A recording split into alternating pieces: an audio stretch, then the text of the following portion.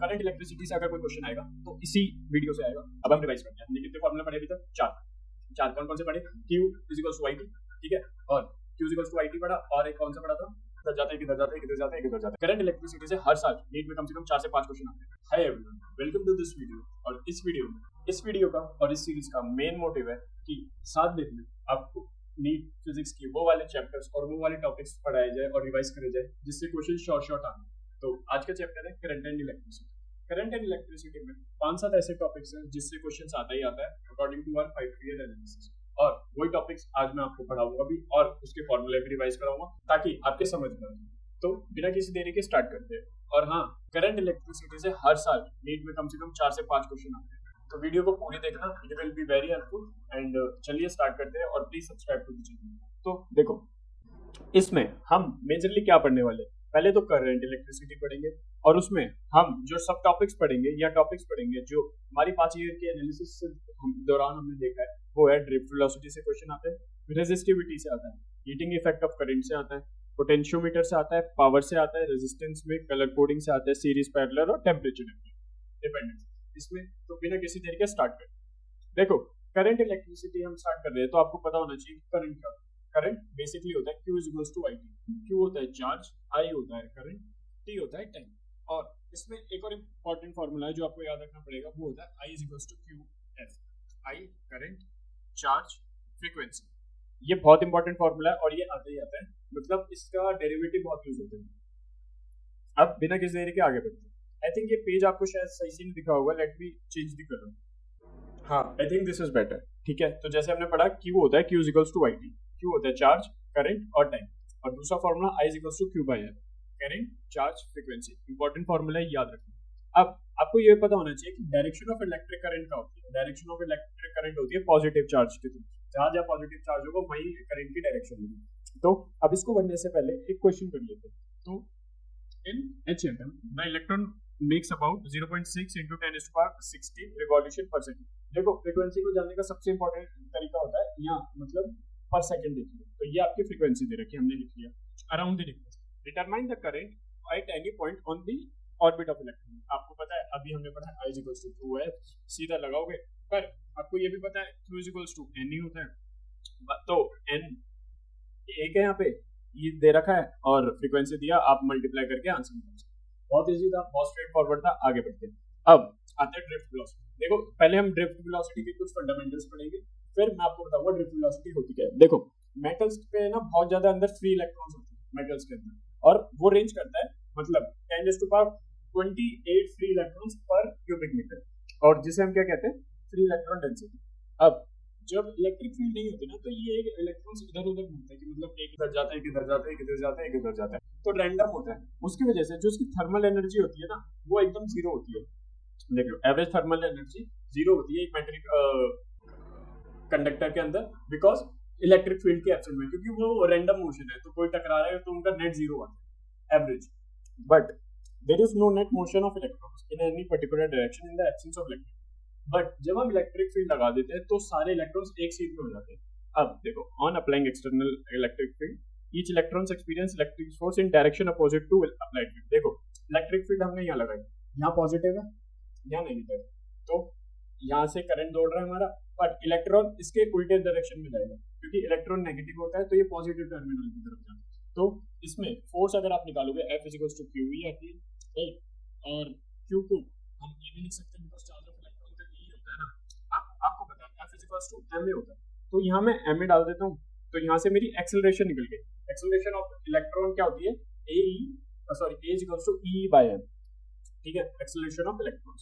अब आप ये देखो, अगला क्या है, acceleration occurs only for a short interval. अब आपने, अगर आपके क्वेश्चन मन में आ रहा होगा कि एक्सेलरेशन बढ़ रही है, तो एक्सेलरेशन बहुत ज्यादा ही बढ़ जाएगी, राइट। पर इसमें ऐसा नहीं होता। क्यों? क्योंकि इलेक्ट्रॉन थोड़ा सा एक्सेलरेट होता है, फिर वो एक पॉजिटिव पार्टिकल्स में टकरा देता है तो तड़म से उसकी जीरो हो जाती है, फिर थोड़ा एक्सेलरेट होता है, फिर एक पॉजिटिव पार्टिकल से टकरा जाता है तो उसकी वेलोसिटी जीरो होती है। इसलिए वो एक बहुत ज्यादा सब्सिक्वेंट अमाउंट ऑफ एक्सेलरेशन ही हो जाती है, वो एक रेंज में रहता है। अब देखो, यहाँ पे two collisions is provided direction opposite. अब देखो क्या होता है, अब हम लिखेंगे ड्रिफ्ट वेलोसिटी का एक्सप्रेशन। देखो, ये सब अभी मत सोचो, अब मैं आपको जैसा तरीका बता रहा हूँ वैसे सोचो। आपको पता है ये काइंड ऑफ मोशन है, राइट? इलेक्ट्रॉन चल रहा है इधर, काइंड ऑफ मोशन है। तो v is equals to u plus a t होता है, ठीक है? आपको भी v is equals to u plus a t होता है, और u जीरो होता है क्योंकि इनिशियली तो इलेक्ट्रिक फील्ड नहीं थी, तो वो स्टार्ट होते हैं। अब v is equals to u plus a t में ये हमने जीरो हो गया, बचा v is equals to a plus. अब v को मैं vd मान सकता हूँ और a को a मान सकता हूँ, और t, अब देखो t कैसे निकालते हैं? t यहाँ देखो, हम कोई भी इलेक्ट्रॉन के कोलिजन, दो कोलिजन तक उसको मानते हैं, तो पहले कोलिजन और दूसरे कोलिजन के बीच में जो टाइम होता है ना, उसको हम रिलैक्सेशन टाइम मानते हैं। तो यहाँ पे जो t हो जाता है वो हो जाता है टाउ, टाउ हो जाता है। फिर vd आ जाएगा, a is equals to vd is equals to a tau, और a हमने निकाला था e by m is equals to tau, ये हो गया vd। अब देखो मैंने आपको ड्राइव करके दिखा दिया, तो अब आपके मेंटल, आपके दिमाग को इसको याद करने का कम एकदम वो लगेगा, क्योंकि आपको पता है ये कैसे निकाल सकते हो, कैसे निकाल सकते हो। चलो मेरे साथ एक्टिव रिकॉर्डिंग करें। पहले v is equals to a plus t निकालते हैं, u जीरो हो जाता है, u जीरो हो जाता है, तो क्या बचा? v is equals to a और t। v को हम vd मान लेते हैं, a क्या होता है? e बाय m, इलेक्ट्रॉन का charge, electric field divide by mass of an electron, और टाउ। तो बस लो, आपको vd याद हो गया। अब आगे देखते हैं। अब इसी के चलते ना, इस ड्रिफ्ट वेलोसिटी के कॉन्सेप्ट के आसपास ना दो चीज और हमें पढ़नी है। पढ़ना इंपॉर्टेंट नहीं है, बट इससे आपका कॉन्सेप्ट अच्छा हो जाएगा। और देखो हम एक इलेक्ट्रॉन ये पढ़ ही रहे हैं, तो आसपास का भी पढ़ लेंगे। तो इलेक्ट्रॉन मोबिलिटी होता है और करंट डेंसिटी होता है। अब देखो इलेक्ट्रॉन मोबिलिटी क्या होती है, मैंने हिंदी में लिखा हुआ है आपके लिए। कितनी आसानी से कोई इलेक्ट्रॉन एक मीडियम से इजीली फ्लो कर जाएगा with respect to electric field, कि एक इलेक्ट्रॉन में किसको इलेक्ट्रॉन, एक कंडक्टर में इलेक्ट्रॉन को चलने में कितनी आसानी हो रही है, कितनी नहीं, with respect to the electric field, उसे हम कहेंगे इलेक्ट्रॉन मोबिलिटी। इसका सीधा सा एग्जांपल, फॉर्मूला होता है mu is equals to vd by e। हो गया यार? देखो अब हम रिवाइज करते हैं। हमने कितने फॉर्मूले पढ़े अभी तक? चार। कौन कौन से पढ़े? q is equals to it, ठीक है, और q is equals to it पढ़ा, और एक कौन सा पढ़ा था? दूसरा पढ़ा था i is equals to q by f। तीसरा पढ़ा था i is equals to q by f पढ़ा था दूसरा। तीसरा पढ़ा था ड्रिफ्ट वेलोसिटी, क्या होता है? vd is equals to e by m into tau. अब चौथा हमने पढ़ा है इलेक्ट्रॉन मोबिलिटी। इलेक्ट्रॉन मोबिलिटी होता है म्यू, उसका फॉर्मूला क्या होता है? Divide by mu is equals to vd by e, ठीक है। चार फॉर्मूले हो गए, ऐसे ही आगे आगे बढ़ते जाएंगे। मैं चारों को आपको रिवाइज भी करते जाऊंगा। पहला पढ़ा चार्ज का, फिर पढ़ा q by f, q into f, i is equals to qf, तीसरा ड्रिफ्ट वेलोसिटी, फिर इलेक्ट्रॉन मोबिलिटी। अब पांचवा क्या होता है? Current density, amount of current per unit area around that point. इसकी जैसे एक तार है, राइट, एक तार है, एक तार के एक पॉइंट में अगर मैं देखूं कि इस पॉइंट में कितना करंट पर यूनिट एरिया जा रहा है एक सेकंड में, तो उसको हम कहेंगे I बाय, और रिप्रेजेंट करेंगे J से, J equals to Y by. अब हमारा देखो हमने क्या क्या पढ़ लिया, हमने चार पांच चीजें पढ़ ली, पांच फॉर्मूले पढ़ लिए। अब हम रेजिस्टिविटी में पढ़ेंगे। हम रेजिस्टेंस और रेजिस्टिविटी को काइंड ऑफ एक तरह से देखेंगे क्योंकि सिमिलर कॉन्सेप्ट, ठीक है। अब देखो पहले देखेंगे रेजिस्टेंस क्या होता है। Resistance is nothing but ratio of potential difference across the end of the conductor and current flowing through. देख सकते हो R is equals to V by, तो ये क्या एक रेशियो ही है। हाँ, तो मेरे फोन में बैटरी खत्म हो गई थी, मैंने चार्ज पे लगा दिया, ठीक है। अब आगे बढ़ते हैं। तो रेजिस्टेंस क्या होता है? पोटेंशियल डिफरेंस और करंट का रेशियो होता है, ठीक है। अब ये आपको लगता होगा कि R is equals to VI है, तो ये V और I पे डिपेंड करता है, तो एक क्वेश्चन भी आ सकता है, बट द थिंग इज ये डिपेंड नहीं करता, does not depend on V and I। अब किस पे डिपेंड करता है भाई resistance? Resistance depend on shape क्या है कंडक्टर का और मटेरियल की प्रॉपर्टी, ठीक है। इन दोनों चीज से ये डिपेंड करता है रेजिस्टेंस। बहुत इंपॉर्टेंट क्वेश्चन है, आप मार्क कर लेना, ये क्वेश्चन आ सकता है और बहुत बार आता है। अब ठीक है, अब हम ये कॉन्सेप्ट पढ़ने के लिए ना एक क्वेश्चन लगाएंगे, बिकॉज कॉन्सेप्ट को क्लियर करने के लिए क्वेश्चन लगाओगे, उससे बढ़िया कोई वो नहीं। अब from a graph between I end voltage shown below identify the portion corresponding negative resistance. तो देखो अगर मैं करंट, तो इस क्वेश्चन को सॉल्व कैसे करूं? अगर मैं इस ग्राफ में एक ऐसे टेंजेंट बनाऊं, क्योंकि इस V और I के ग्राफ के स्लोप को मैं R कहूंगा, तो यहाँ पे जो R आ रहा है वो पॉजिटिव आ रहा है, क्योंकि देखो ये ऊपर जा रहा है, राइट। अब देखो मैं यहाँ D और E का भी एक टेंजेंट बनाऊंगा ऐसे, तो ये भी R is equals to positive आ गया, ठीक है। अब मैं यहाँ C और D के मैं ऐसे टेंजेंट बनाऊंगा, देखो R क्या आ गया? नेगेटिव। समझ आया? देखो I और V के ग्राफ का जो स्लोप होता है वो रेजिस्टेंस होता है। अब हम स्लोप कैसे निकालते हैं भाई? टेंजेंट होता है किसी भी ग्राफ का, यहाँ से मैं ऐसे निकालूंगा, ये पॉजिटिव आ रहा है, राइट। यहाँ से मैं निकाल रहा हूँ, ये पॉजिटिव आ रहा है, पर यहाँ से C और D में मैं ऐसे टेंजेंट निकाल रहा हूँ, तो ये नेगेटिव है। समझ रहे? अब ठीक है, अब समझ आए वो क्लियर हो गई होगी चीजें। अब आगे बढ़ते हैं। अब ये इंपॉर्टेंट क्यों है? क्योंकि आगे हम रेजिस्टिविटी पढ़ेंगे। देखो अगर मैं चाहता तो आपको ये भी बता देता R is equals to L over I, और रो क्या होता है, but what I think this time पे ना आप बहुत सारी चीजें मर्कअप नहीं कर पाओगे, तो आपको थोड़ा बहुत इसका पता होना चाहिए कि अगर आपको वो क्वेश्चन वो फॉर्मूला याद ना भी हो तो आप थोड़ा बहुत ड्राइव कर लो, बिकॉज समझ रहे हो, तो रिवीजन ऐसे भी बहुत इंपॉर्टेंट होती है। अब देखो पहले हम वीडी और आई का रिलेशनशिप निकालेंगे, सिंपल है, याद होना चाहिए आई इज इक्वल्स टू वी, ये वीडी है, ये क्या है, इलेक्ट्रॉन का चार्ज है, एन होता है number of electron per unit volume, क्या होता है, फ्री एनर्जी डेंसिटी, हमने पहले पढ़ा था, ए होता है, ठीक है। अब इलेक्ट्रॉन रेजिस्टेंस क्या होता है, अब हम पढ़ेंगे, देखो इलेक्ट्रिक इसमें मैंने ड्राइव करके दिखाया, electrical resistance R is equals to V by, ऊपर वी ऐसे ऐसे छोड़ा, आई होता है वीना, वीना लिख दिया जी। अब वीडी क्या होता है, वीडी हमने क्या पढ़ा था, ए इंटू टाउ, ए और टाउ लिख दिया जी, कैसे आया था, V is equals to u plus a t, ये जीरो हो गया था तो ये ए टी, ठीक है, ई ना ऐसे ही है।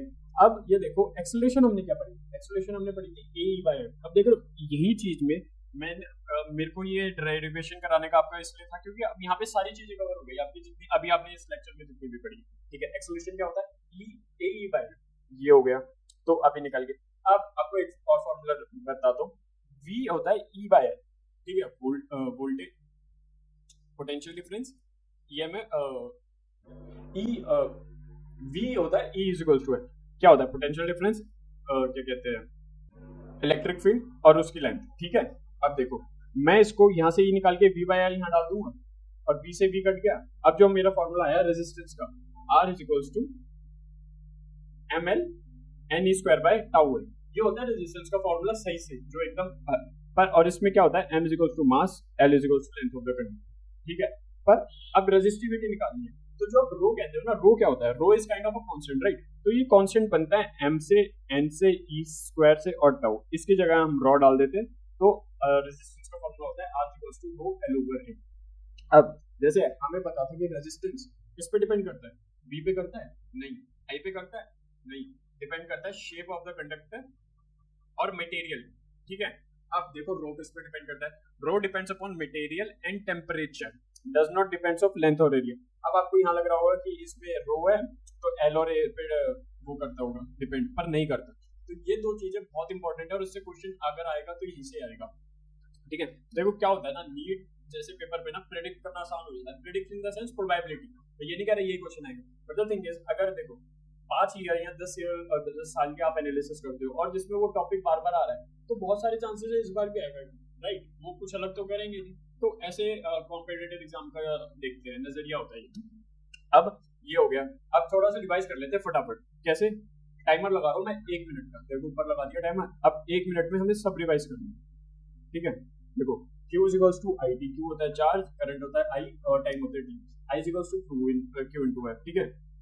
अब ड्रिफ्ट वेलोसिटी का फॉर्मूला क्या होता है, पहले हम एक्सेलरेशन निकालते हैं, A is equals to E by m, और फिर ड्रिफ्ट वेलोसिटी का फॉर्मूला होता है VD is equals to क्या, AT, A की वैल्यू डाल देंगे E by m और टाउ, ठीक है भाई। इलेक्ट्रॉन मोबिलिटी क्या होती है, mu is equals to E VD divide by E, ठीक है।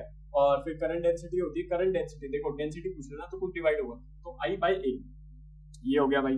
अब इलेक्ट्रॉन क्या आया, रिलेशनशिप बिटवीन बीडी और आई क्या होता है, I is equals to b ना, बी ना मतलब बी बीडी और ई इलेक्ट्रॉन का चार्ज, एन फ्री डेंसिटी इलेक्ट्रॉन और ये ए, ठीक है भाई। मैंने रिवाइज कर दिया, और इलेक्ट्रॉनिक रेजिस्टेंस कैसे निकालते हैं ये आपको पता है कि ये अभी हमने रिवाइज करा।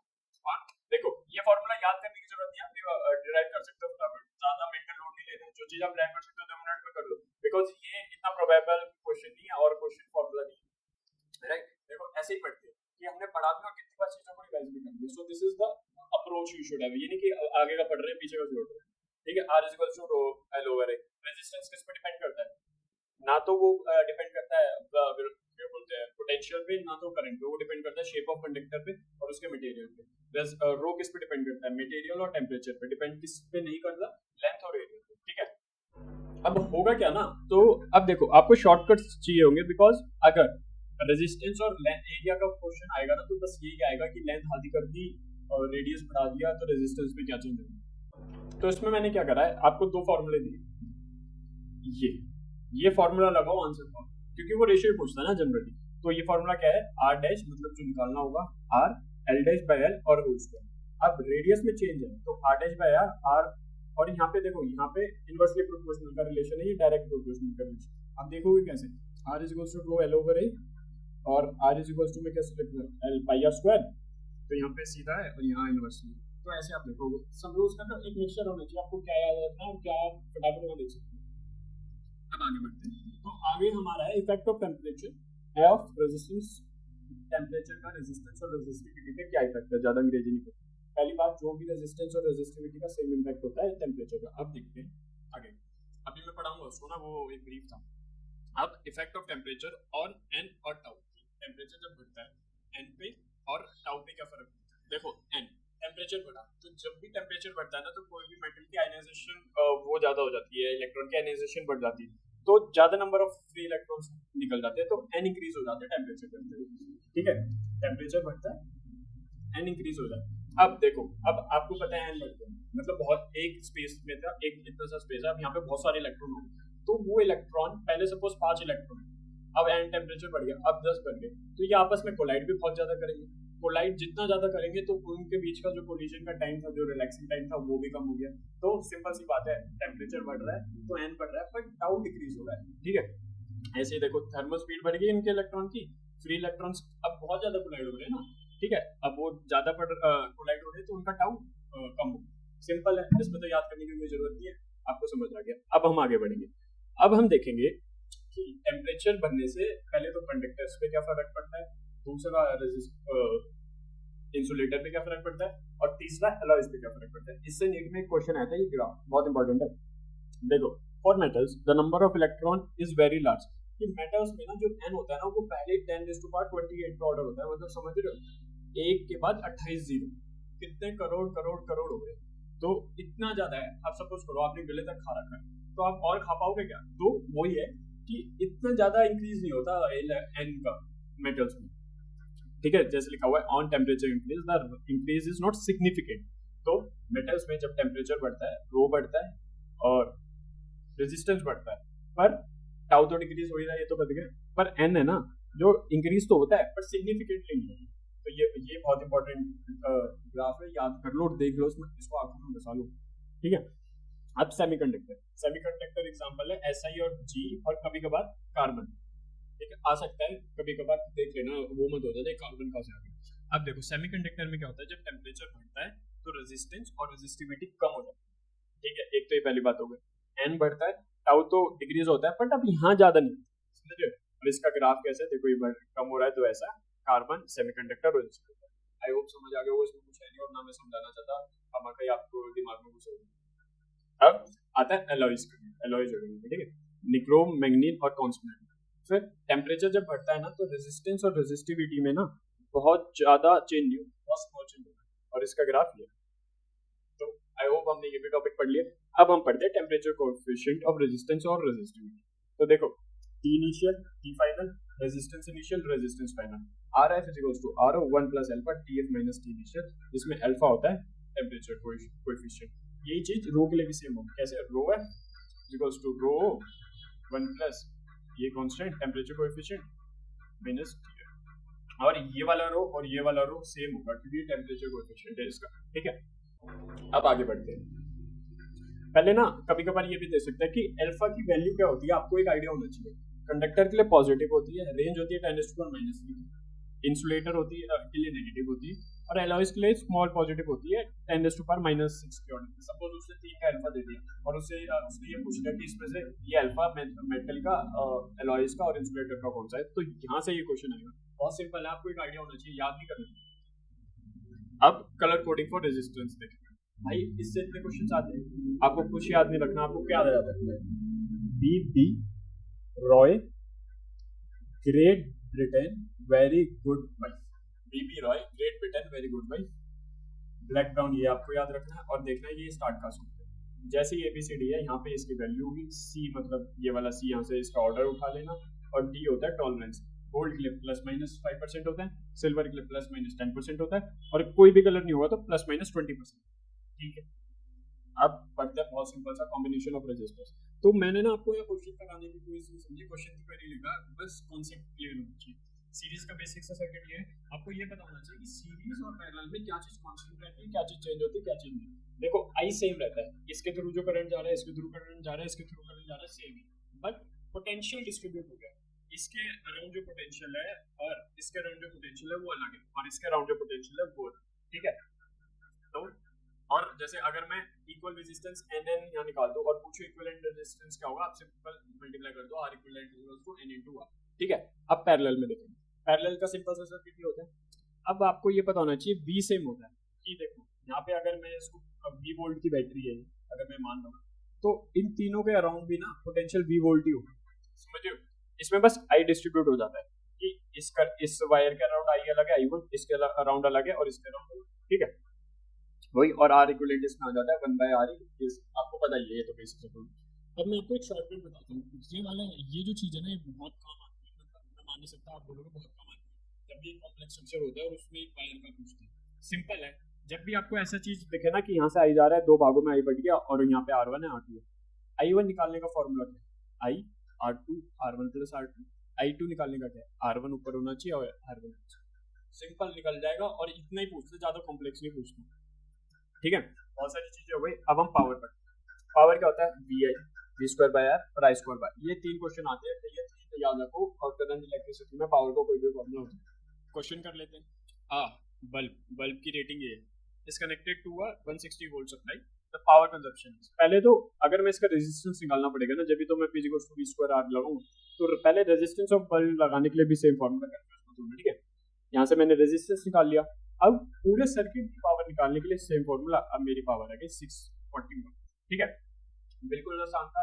और करंट इलेक्ट्रिसिटी से अगर कोई क्वेश्चन आएगा तो इसी वीडियो से आएगा, मैं शर्त लगा के कह सकता हूँ। बस हाँ, एक पोटेंशियोमीटर, मीटर ब्रिज और सर्किट डिवाइस देख लेना, ठीक है। ये वीडियो लंबी हो जाती है इसलिए मैंने नहीं कराई, और अगर आप थोड़ी 30 से 40 मिनट की वीडियो देख पाओगे तो मेरे को कमेंट में बता देना कि हाँ भाई भैया हम देख लेंगे। तो बस यहीं से आएगा क्वेश्चन, अगर करंट इलेक्ट्रिसिटी से आएगा, इसी कॉन्सेप्ट से बेस इधर उधर से आएगा। तो ठीक है, अगर आपको वीडियो अच्छी लगी सब्सक्राइब कर लेना। So okay bye, keep listening and keep watching.